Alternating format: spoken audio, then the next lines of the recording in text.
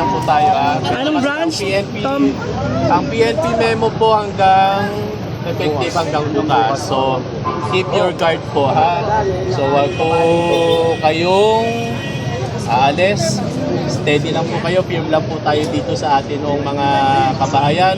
Hanggang hindi po tayo nagkakaroon ng hearing hanggang alas 10 po bukas. Doon lamang ho yan po makapag-decide si Judge. So, wait lang po tayo. At magbibigay din po kami instruction po sa ating mga officers. Ha? At syempre ito si Vice po nandyan. Tapos kanina, pagdating namin kay Judge Buko, binabasa na nila yung ano. At andito na po, meron naman ho, naibigay na rin ho namin sa officers po natin yung order ng bagong judge na binigyan na ho ng copy si Ethan at binigyan na po ng copy yung neighborhood association natin para sa hearing po.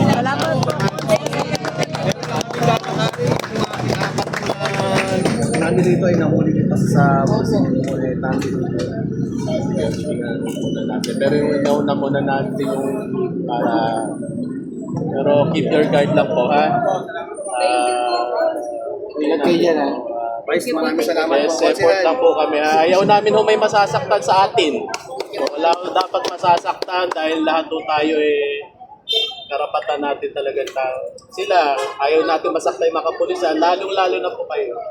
Ayaw natin masasaktan sa tao. Salamat po. Vice, ano po si Chairman? Chairman. Talagaan po yung mga constituents natin. Kung ano magawa ng gagawin. So, ayan po natin, nasa korte po ang desisyon bukas, okay? Pero sabi po ni Sheriff, sa korte, sige, sa korte po tayo lumaban, okay? Salamat po, ha?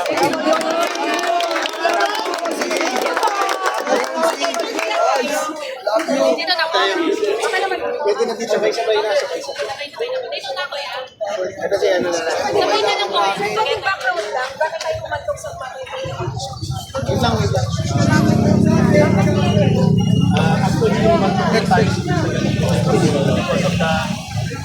nakakuha ko kami itong copy na hindi namin nasahan from PNP na magkakaroon doon ng demolition ng May 26 ngayon. Wala ko kaming notice na ibinigay sa mga samahang magkakapitbahay.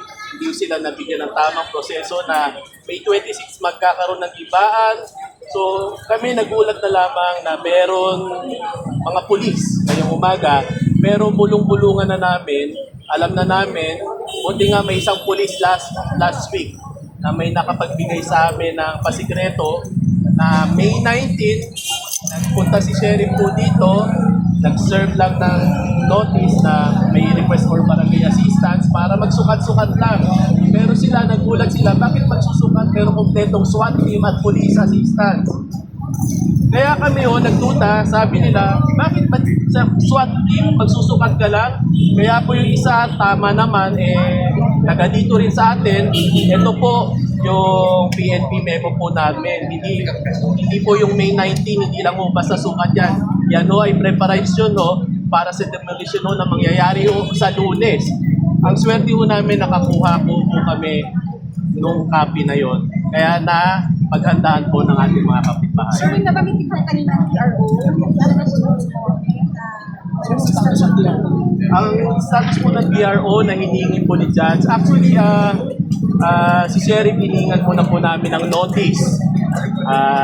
Ano po yung order ng final and executory ba yung order ng demolition niya. Humingi po kami ng copy, wala ho siyang binibigay na kopya. So, ito po ba yung dumaan sa PIGO, Philippine Commission for Urban Tour, wala rin ho siyang binigay. Ang nabigay lang ho niya sa amin, dahil sa pag-video namin, transmittal letter lamang ho na nag-comply siya. So, doon sa PIGO Urban Tour, kailangan naka-comply, lahat ay bago mo i-demolish yan, lahat talaga ay compensated. walang binigay si Sheriff. So bilang mga mambabatas, bilang government official, karapatan mo namin ang kapulisan at ang bawat isa sa mga sa mga neighborhood association ay kailangan pangalagaan at walang masasaktan. Pero kanina ho nangyayari ho, talagang matigas po kita na kahit pa kung pakikiusap po ni Vice Mayor, pakikiusap po ni Nakusyakawi, lahat po kami nakikiusap na talagang alam po namin na magkakaroon na ng problema.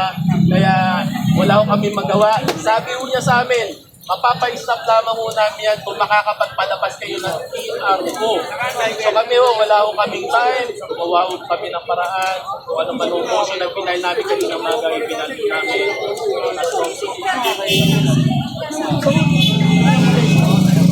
Actually, sa corporation,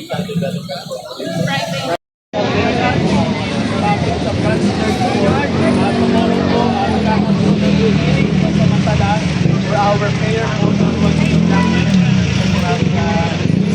sa bagong judge. Ito po ay nilingin ng mas, ilang po, at doon magtatapat ng itas, at doon magtatapat ng neighborhood association. At kanina ho, meron na kayo bagong judge.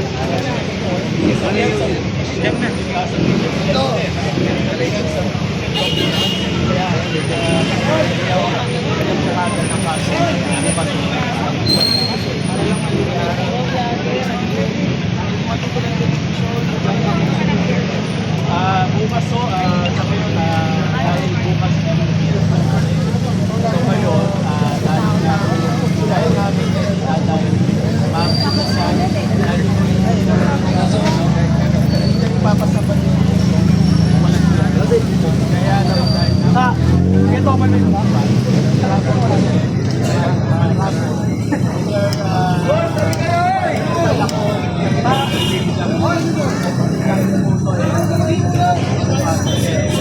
hopefully, the 24 hours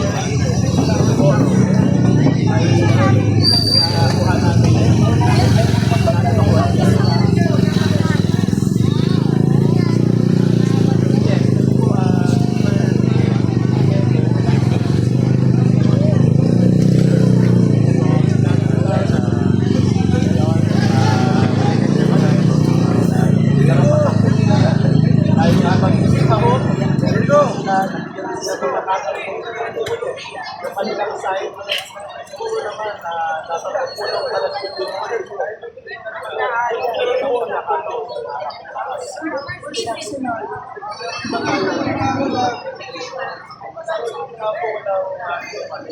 wala